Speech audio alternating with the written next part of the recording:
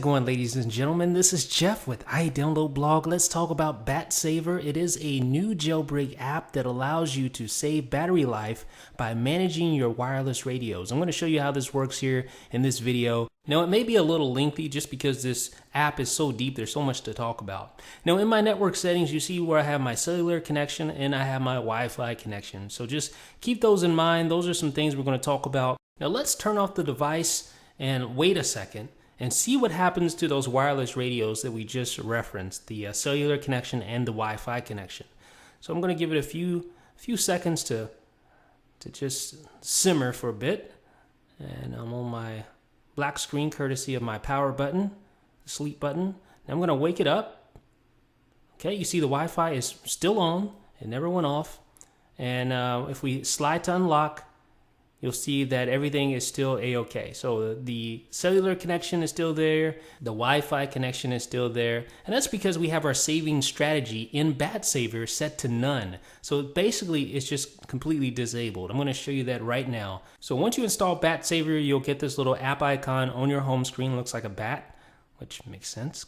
And there's your saving strategies. We'll actually come back to that in a little bit. First of all, let's go back to the main page of the app for Battsaver, and let's talk about some of these various sections here. First of all, view graphs. Now, this provides a graph that depicts your battery life, and that way you can kind of see how much battery that Battsaver is actually saving you. And you have some settings here for the graph as well. You have capacity, you have the temperature, you can even set a statistics range. So if you want to show the lifetime of your battery, you can set it to all, or you can set it for the last hour, depending on what you're looking for, what you want to analyze from a graphical standpoint. And there are other settings in there as well. Now, if you're monitoring your graph and you want to get the latest statistics, you just pull down and refresh. And also, I should note that the time range at the bottom will change depending on what you have set in your settings for that particular graph. It's really nice.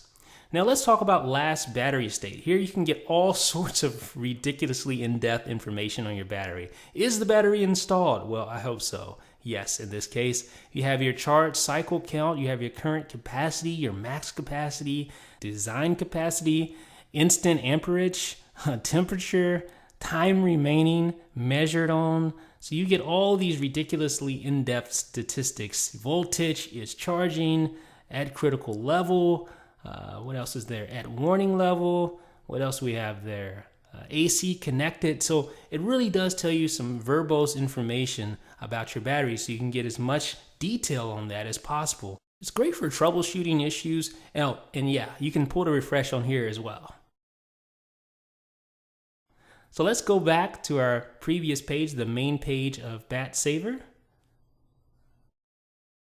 Okay, and then you have settings. Now in settings, it's a little interesting. You can purge your graph data or you can change your saving strategy. But what's interesting about this is if you go back, you can actually go directly to your saving strategy there. So you can access saving strategy both from settings and directly from the main page of the app. Now the saving strategies is the most important portion of the app. It really is what makes up Battsaver. So you have 5 different options here. You have none, which is currently selected. Then you have normal, which will disable the radios with the device. So when you power it down, it'll disable those radios and wake them back up when you power back up. You have aggressive, which will disable the data connection if Wi-Fi is connected, potentially saving you more battery. Then you have ultimate, which will completely disable everything and you have to re-enable everything manually to get it working. And last but not least, you have, of course, custom, which allows you to mix and match any of these features and add your own little twist to Battsaver's saving strategy. First of all, let's talk about normal. If you select the normal saving strategy, what should happen, in theory, is that when you put your device to sleep, it should disable the radios. And when you wake up your device, it should re-enable those radios automatically. So I've put my device to sleep using the sleep button at the top of the iPhone, and just give it a few seconds. There's usually a threshold involved, and you can customize that threshold if you choose the custom saving strategy. We'll talk about that a little later. So I think enough time has passed now. Let's wake up our device. You'll see that the Wi-Fi radio is disabled in the status bar. You see everything's disabled. That's how it should work. All right. So give it a few seconds and things should start waking back up. You see 3G woke back up, Wi-Fi woke back up. Interestingly enough, though, cellular data didn't wake up. And after some detailed testing, I noticed that this was just a glitch, so to speak, with the network screen. When I wasn't actually on the network screen, everything worked just fine. Cellular data re-enabled, etc. Now let's set it to aggressive mode. Now this will actually disable the cellular connection once it recognizes that you have a Wi-Fi connection enabled. So to test this out, of course, I'm going to have my cellular data enabled. And then let's just actually go back out and come back in. The network screen has been causing me some issues. And then let's go down to Wi-Fi. First of all, let's just go ahead and disable that just to set it up and go back out. Okay, you see the cellular is still enabled. Now let's go ahead and enable the Wi-Fi connection and notice what happens with the cellular connection. Now, this may not update the network screen, so what I'm going to probably have to do is go back out to the general screen and then come back in to the network screen and see if the changes took effect.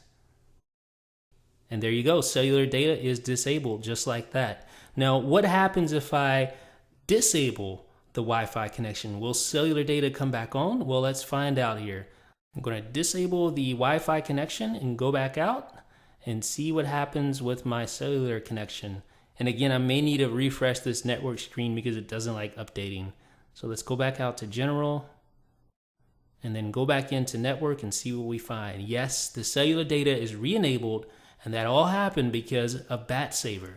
The setting that we had was aggressive for our saving strategy, just like that. So it worked just as expected, although that network screen can give you some problems, so just beware of that. Now, Ultimate is the final preset contained within Battsaver, and just like the others, it too will disable your radios once you put your iPhone to sleep. But the difference here is that it will not automatically re-enable those radios. So you have to actually go in and re-enable those manually if you want, to connect to the internet, or if you want to make a phone call or things like that. So as you can see here on the network screen, everything continues to stay disabled. So what I need to do is go in one by one and manually re-enable each of the radios just like that.